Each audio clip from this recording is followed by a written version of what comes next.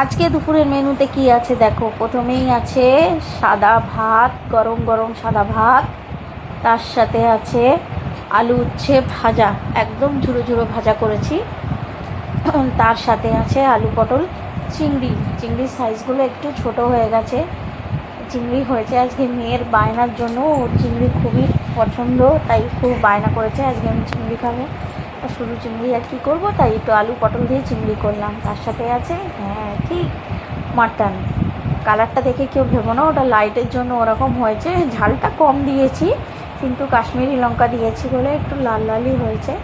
আর খুবই গরম, তাই পুরোটা আর ঘাঁটলাম না, একটা সাইড দিয়ে ঘেঁটে একটু তোমাদেরকে দেখাচ্ছি, না তা আবার বলবে যে শুধু আলু আলু আর আলু। একদমই তাই না। তো চলো ভাতের থালাটা তোমাদেরকে বেড়ে দেখাই। আমি হাতা দিয়ে কোনো রকম বেড়ে দিচ্ছি, একে তো দেরি হয়েছে, তার মধ্যে মেয়ে খাবারের জন্য বলছে। তো ভাতটা কুচিয়ে সাজিয়ে দিতে পারলাম না বলে প্লিজ কেউ কিছু বলো না। তার পাশেই দিয়ে দিলাম আলু উচ্ছে ভাজা, আর তার পাশে কী দেবো, দেখেছো, এবার দিয়ে দিলাম চিংড়ি। ওকে অল্প করেই দিলাম, কারণ ও শুধু বেছে বেছে চিংড়িগুলোই খাবে। আলু যদি একটু খায় তো খায়, না তো খাবে। প্রথমেই দিয়ে দিলাম মাটন, ওকে সলিড পিসটাই দিলাম, কারণ ও অন্য কোনো পিস খেতে চায় না। তার সাথে 2 পিস আলু দিলাম, একটু ঝোল দেবো।